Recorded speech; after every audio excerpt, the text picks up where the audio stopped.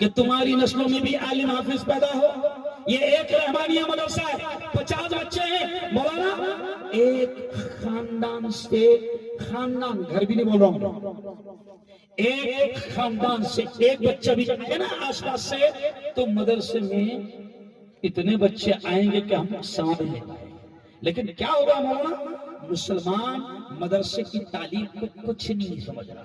اس کو کیا لگ رہا, مدرسے میں پڑھے گا تو کیا بنے گا, حافظ جی, امام صاحب, مولانا صاحب, کیا تنخواہ ملیں گی, 10,000, 12,000, 15,000 کا تو میرے گھر میں دودھ آ رہا نہیں.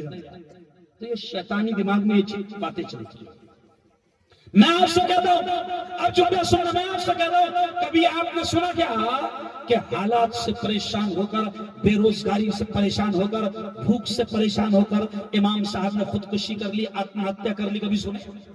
ارے بولو نہیں. مولانا بہت خطرناک جملہ ہے.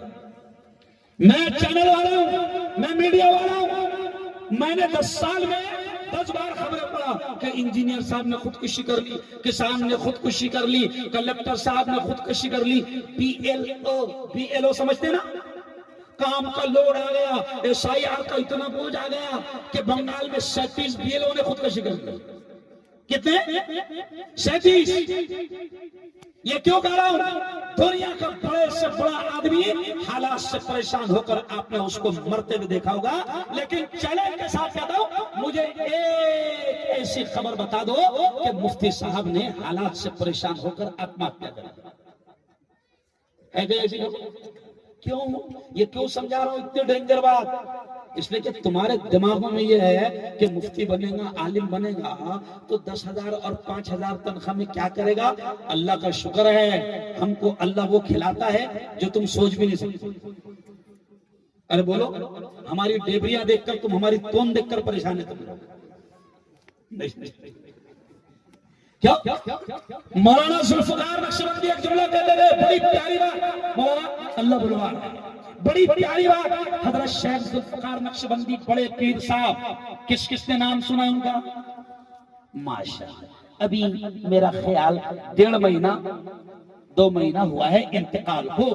دنیا کے بڑے پیر صاحب مولانا سجاد نعمانی جیسے بڑے بڑے لوگ, بڑے بڑے علماء, ان کے مرید مولانا ذوالفقار نقشبندی کا جملہ سنو.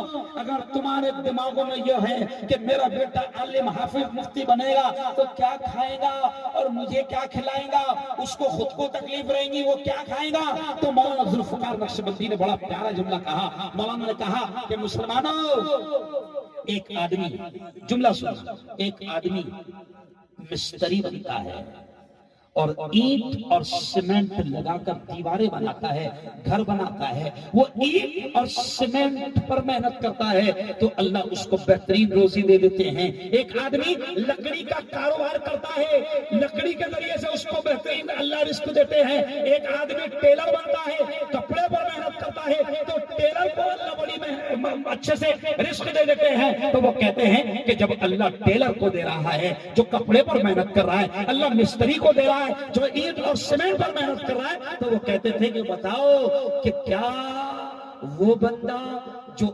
اللہ کی کتاب کو لوگوں تک پہنچا رہا ہے, کیا اللہ اس کے بہترین رزق کا انتظام نہیں کرے گا؟ ارے بولو نا, ارے بولو بولو. ابھی میں تمہارے یہاں آیا تو تم لوگ اتنا کھلا رہے ہیں مجھے کہ میں پریشان ہو گیا. صحیح ہے نا؟ یہ کائی کی برکت ہے. ارے بولو یار, کائی کی برکت ہے, زور سے بولو. علم کی برکت ہے, دین کے علم کی برکت. ہم عصر بعد میں گئے ان کے گھر پہ, حضرت کے گھر پہ, پورا کاجو بادام انجیر اور نہ جانے ماشاءاللہ کیا کیا رکھ دیا.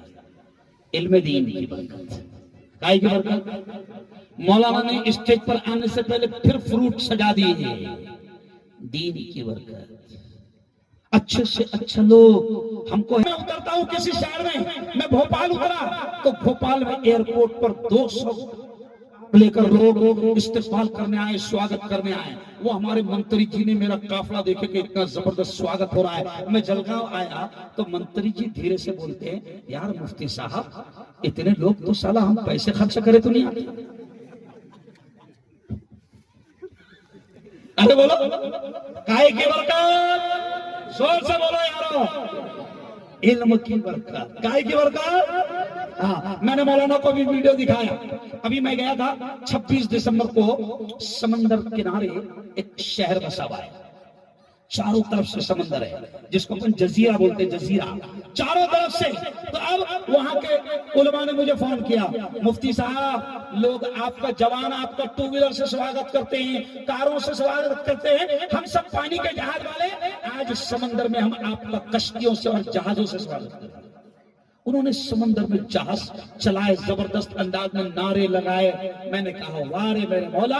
پھر میں نے دل کو جھانک کر دیکھا کہ کوئی تکبر نہیں، خوشی ہوئی کہ میرے مولا یہ جو اتنی عزت کر رہے ہیں تیرے دین کے قرآن کے علم کی برکت ہے، ورنہ میرے پاس کچھ بھی نہیں.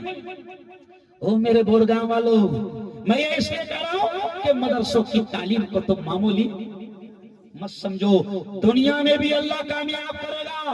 اگر آپ کا بیٹا عالم حافظ، میری بیٹیوں تم بھی سنو کہ اگر تمہارا بچہ عالم حافظ بنتا ہے تو اللہ اس کی دنیا بھی کامیاب کرے گا، آخرت بھی کامیاب کرے گا، اور اس کی وجہ سے تمہاری آخرت بھی ارے بولو بنے گی.